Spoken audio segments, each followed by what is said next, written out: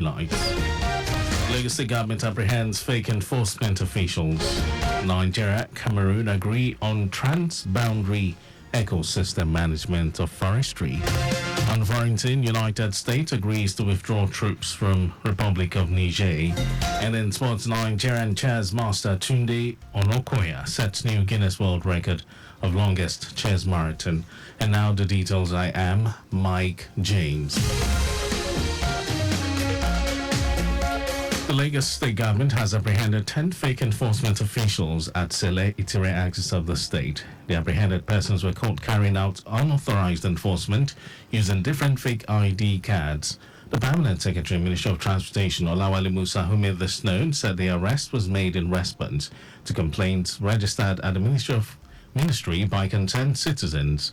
Musa stressed that the suspects are not members of staff of the ministry, saying they will be made to face the full wrath of the law.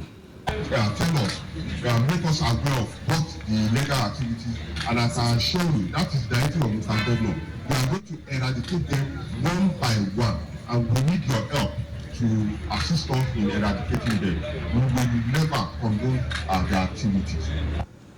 He urged members of the public to report illegality promptly to the Ministry of Transportation. Designated phone lines 090 2000 4000, 090 2000 9000. The Lagos State Domestic and Sexual Violence Agency has taken its community engagement team to the Onigbongbo community to raise awareness on sexual and gender-based violence (SGBV) among its members. Community officers from the agency, Olatosi Akinde, who delivered an in-depth discussion on SGBV, covered various scenarios or cases that constitute abuse, relevant laws and reporting procedures. Akinde encouraged participants not to ignore issues related to sexual and gender-based violence and emphasized the importance of reporting when necessary. At the program, Chief Olukosi Akim of Onigbongbo, representing the Oba, urged community members to utilize available services and express gratitude to the agency for bringing the SGBV awareness to their community. SGBV awareness materials and the toll-free lines 080 00333333 were distributed to participants at the program. A group of civil society organizations have called on the Economic and Financial Crimes Commission, EFCC, to apprehend all Naira abusers and avoid the temptation of engaging in any form of selective arrest and prosecution. The call followed the recent prosecution of some Naira abusers in the country. Chairman of the Rivers State Coalition of Civil Society Organizations, NFA, George Wheel, expressed the need for the anti-graft agency to approach the issue with compassion and impartiality.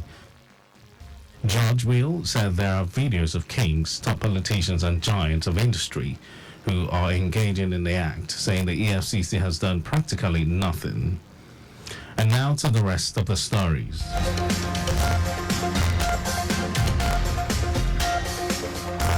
Nigeria and the Republic of Cameroon have signed a cooperation framework on transboundary ecosystems, conservation and sustainable management of forestry and wildlife resources. Minister of Environment Balarabe Lawal signed the agreement alongside the Minister of Forestry and Wildlife Cameroon Yus Ndongo in Abuja. Lawal said Nigeria and Cameroon shared a common vision on the best approach towards the protection, conservation and sustainable utilization of natural resources. He said apart from the global phenomenon of climate change and environmental challenges, social factors including overpopulation, poverty and food insecurity have continued to immense these resources to the brink of extinction. The Minister of Environment pledged that Nigeria will play its part in ensuring the successful implementation of the agreement. On his part, Minister of Forestry and Wildlife Cameroon, Yus Ndongo, said there was a great deal of trade between the two countries, especially those living on either side of a common border, and some of the transactions involved the exploitation and marketing of timber, non-timber forest products and bushmeat. The 2023 Wildlife Chapter of the United Nations Office on Drugs and Crimes Threat Assessment for Nigeria found that Nigeria is a key a key transit hub and consolidation point for various forms of illegal trade in wildlife and forest products, especially for pangolin, ivory, and rosewood. The global transport policy has identified the need for government at all levels, technocrats, academia, and other critical stakeholders to drive policies that will enhance the different modes of transportation for the development of the industry.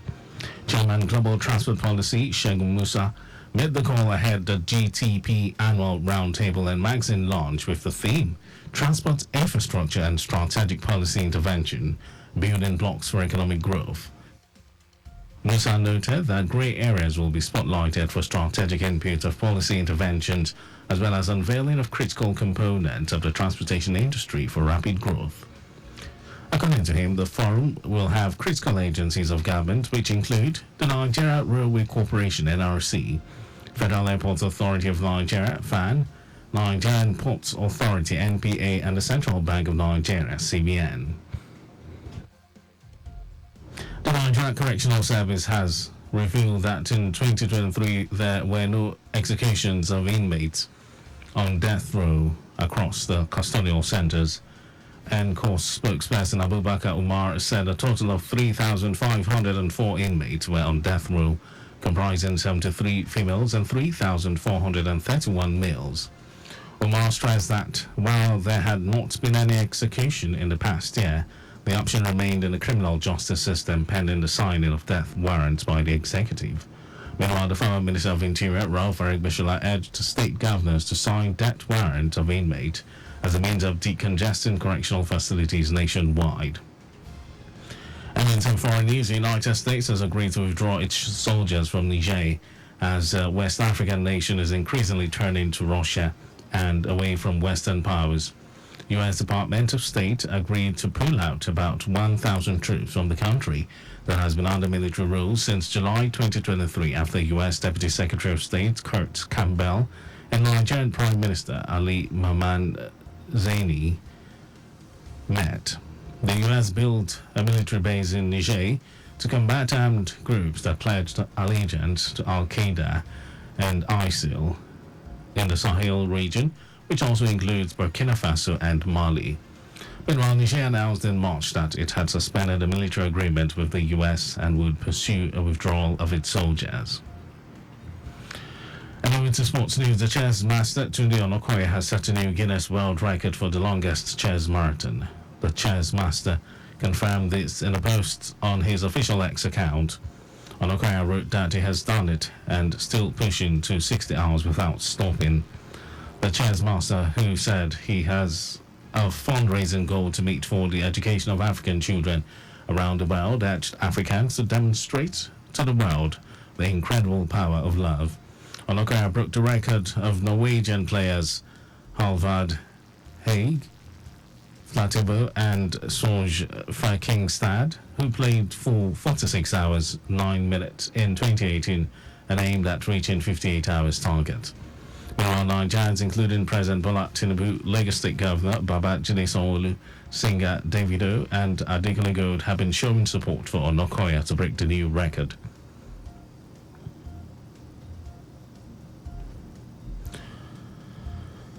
Towards creating a new dawn for Nigerian sports, the Federal Ministry of Sport has signed a landmark agreement with top lottery company Yanga Games to raise the revenue profile of the ministry and ensure a new deal for the welfare of athletes.